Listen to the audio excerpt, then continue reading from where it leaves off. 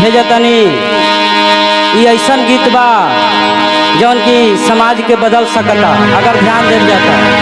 आजकल जानते बानी भोजपुरी में कितना अश्लील गाना आवता। 5 गो अपन परिवार में रहे सब गाना नहीं सुन सकता। वही तो हमारे कवि जी एगो गाना दे दनी। कैसे बा भैया?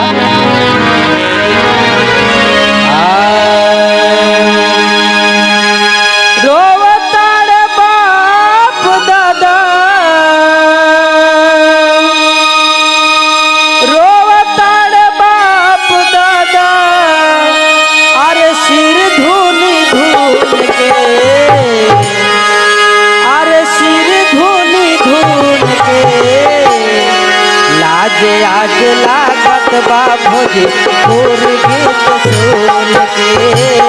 लाजे आज लागत बा भोजपुर गीत सुन के। रोवताड़ बाप दादा, रोवताड़ बाप दादा, सिर धुन धुन के।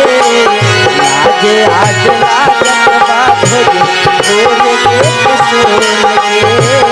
लाजे आज लागत बा भोजपुर गीत सुन के।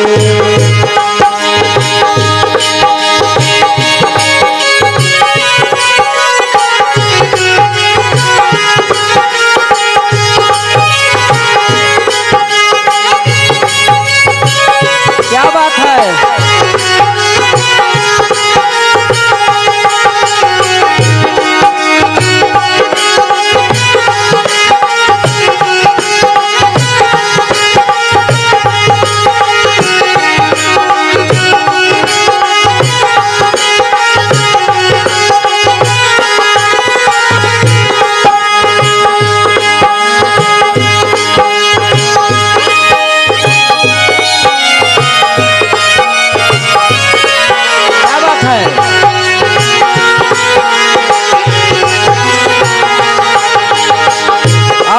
भैया लिखा का कहता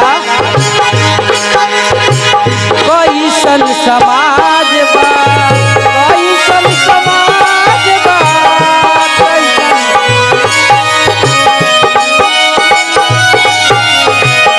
कैसन श्रोता बा, कैसन समाज बा, कैसन गायक लेखक नजरी मलाज बा, कैसन गायक नजरी मलाज बा। गावेला टुनटुना गीतवा,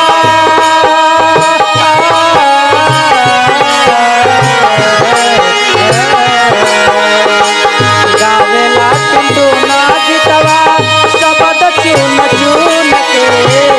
गावेला टुनटुना गीतवा, शब्द चुन चुन के। लाजे आज लागता भोजपुर गीत सुन के। लाजे आज लागता भोजपुर गीत सुन के।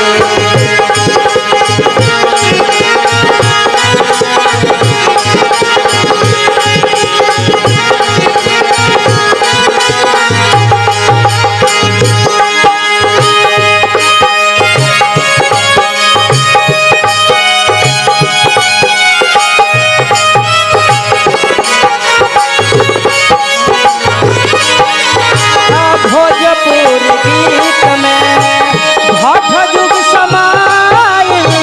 भोजपुर